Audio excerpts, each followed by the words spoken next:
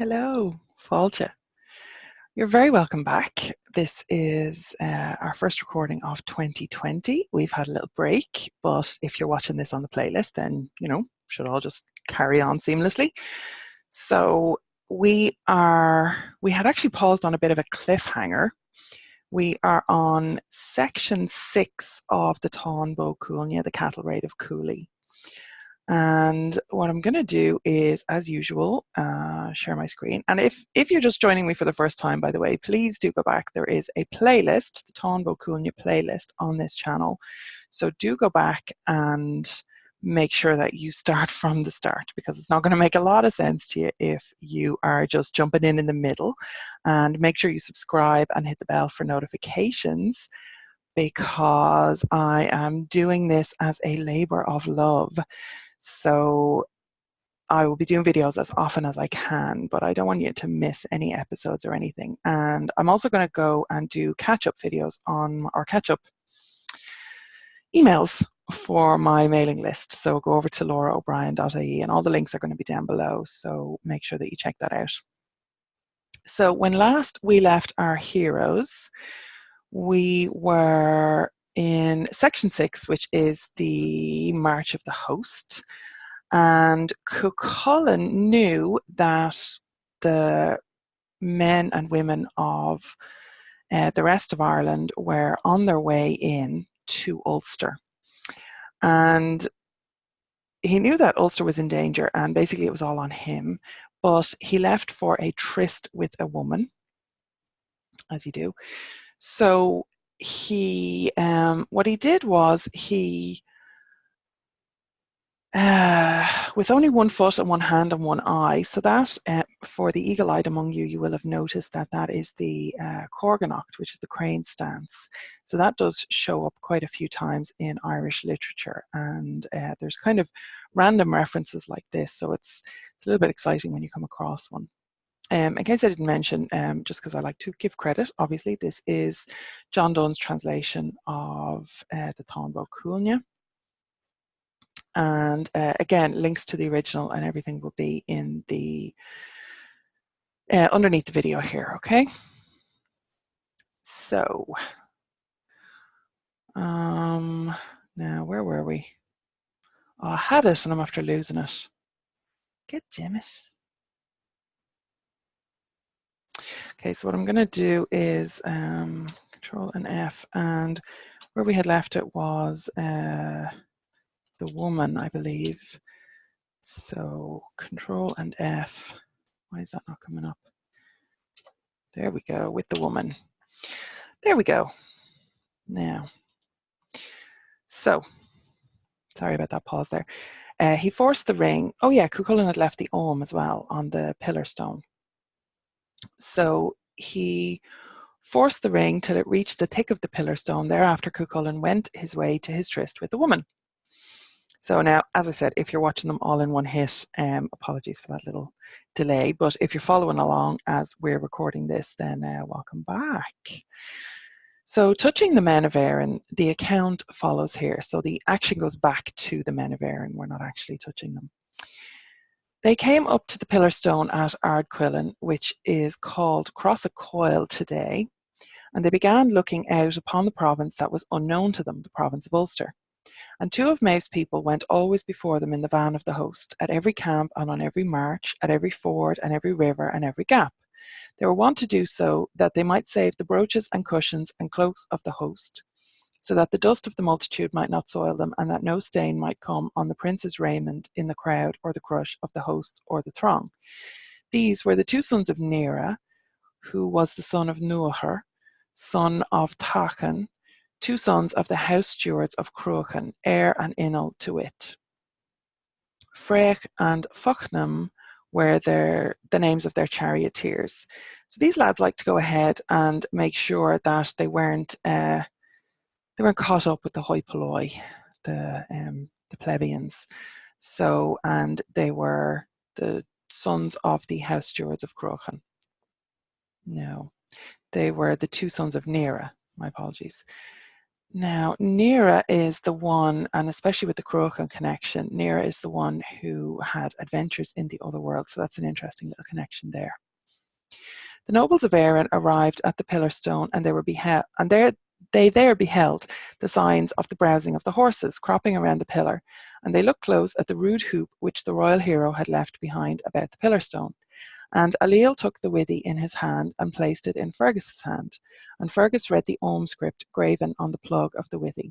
So withy is like just a loop, basically, and a loop of twigs or sticks. And the Ogham script was graven, which is like carved into it, okay? And made known to the men of Éireann what was the meaning of the Ogham writing that was on it. So it's interesting, Fergus is the one that's able to read the writing. Presumably there may be others within the troop, but obviously you know, you're not going to pass it around. So Fergus reads it and makes it known what it is. So when Maeve came, she asked, "Why wait ye here?" "Because of yonder withy we wait," Fergus made answer. "There is an Ogham writing on its binding, and this is what it saith. Let no one go past here till a man be found to throw a withy like unto this, using only one hand and made of a single branch, and I accept my master Fergus." So there's like a challenge, but also because of the Ogham, I believe that there's kind of like a boundary spell that's been put into this as well. So a man has to, you can't pass unless a man is able to throw a withy that's made of a single branch, just like this one, and it lands on the pillar, and he has to throw one hand, and Fergus is not allowed to do it. So truly, Fergus added, it was Cuchulainn threw it, and it was his steeds that grazed this plain. And he placed the hoop in the hands of the Druids, and it is thus he began to recite, and he pronounced a lay, which is a poem. What bespeaks this withy to us? What purports its secret read? And what number cast it here? Was it one man or a host? If ye go past here this night, and bide not a one night in camp, on ye'll come the tear flesh hound, yours the blame if ye it scorn. Evil on the host he'll bring, if ye go your way past this. Find ye Druids, find out here, for what cause this withy was made. A Druid speaks. Cut by hero, cast by chief, as a perfect trap for foes. Stayer of lords with hosts of men, one man cast out with one hand. With fierce rage the battle begins, of the smith's hound of the red branch, bound to meet this madman's rage, this the name that's on the withy. Woes to bring with 100 fights on 4 realms of Éireann's land, naught I know, less it be this, for what cause the withy was made. So I'm thinking that the withy is probably quite large. So to be able to bind one single branch around into a loop or a hoop, basically, and then to throw it across a pillar stone is obviously a feat that Cuchulainn has achieved, right? So the Druids are saying that it's a trap for foes. Yeah, the rest is pretty self-explanatory. After that lay, I pledge you my word, said Fergus, if so ye set at naught yon withy and the royal hero that made it, and if ye go beyond, without passing a knight's camp and quarterage here, or until a man of you make a withy of like kind, using but one foot and one eye and one hand, and there's the Corganocht again, the crane stance, even as he made it, certain it is, whether ye be under the ground or in a tight shut house, the man that wrote the Ogham hereon will bring slaughter and bloodshed upon ye before the hour of rising on the morrow, if ye make light of him. So what I'm reading here is almost like a cursing element to it as well. So there's a consequence if you don't stay the night and try and put out this challenge. So you need to do it the same way Cuchulainn did it. So there's an interesting little bit of kind of magical background stuff going on here that's not very clear from the initial reading of the text, right? But there's hints, as I said. Being able to spot the crane stance is definitely, and the Ogham obviously, are definitely implications that there's magical stuff happening. And even Cúailgne himself, he is he's kind of half in, half out of the other world himself as well, because of his parentage and because of various other bits and pieces. So there's always kind of a, you can't really take things with Cúailgne at face value either. So that surely would not be pleasing to us, quoth Maeve, that any one should straightway spill our blood or besmirch us red, now that we are come to this unknown province, even to the province of Ulster. So besmirch us red is a little echo, I suppose, of Fidelm's prophecy from the beginning. So it's obviously in Maeve's mind there, just in case you didn't catch that. More pleasing would it be to us to spill another's blood and redden him. So flip it around. Far be it from us to set this withy at naught, said Ailill, nor shall we make little of the royal hero that wrought it. Rather will we resort to the shelter of this great wood, that is, Fidun, the wood of the Dun, southwards till morning. There will we pitch our camp and quarters. So setting it at naught is, making light of it or making little of it. So Ailill is saying basically, we're going to sit out here in the wood of the Dun. Dun or Dún would be a fort, basically. So thereupon the hosts advanced, and as they went, they felled the wood with their swords before their chariot, so that Shlechtha, the hewn road, is still the byname of the place, where is Partridga Becha, the lesser Partry. Sorry, my tongue tripped over that one a little bit. Southwest of Ciananus na Rig, the Kells of the Kings, near Cúailgne. According to other books, it is told as follows. Now, this is an interesting little diversion because it's actually making reference to other recensions of the Táin or other versions of the Táin in other books, okay?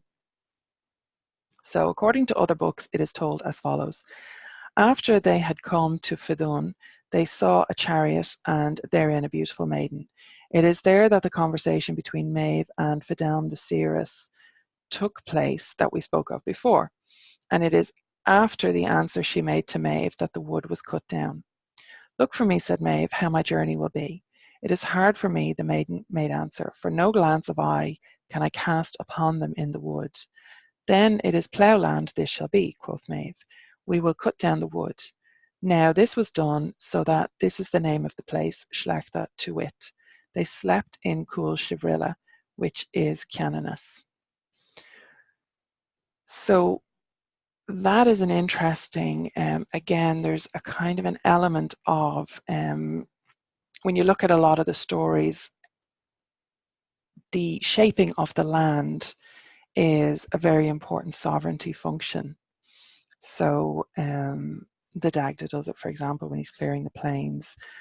And Maeve is doing that here, okay? So Maeve has the power over the land here. Now, you could take it that way. You could take it as just a practical, like she's going to clear the land.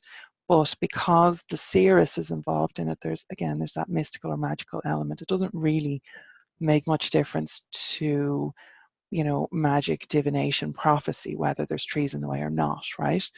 So it's almost like there's a kind of a challenge or a sacrifice or something that Maeve has to achieve before she gets her prophecy. So she has to kind of, it's definitely given me a little hint of sovereignty there. Although I could be biased towards Maeve in that way. Who knows?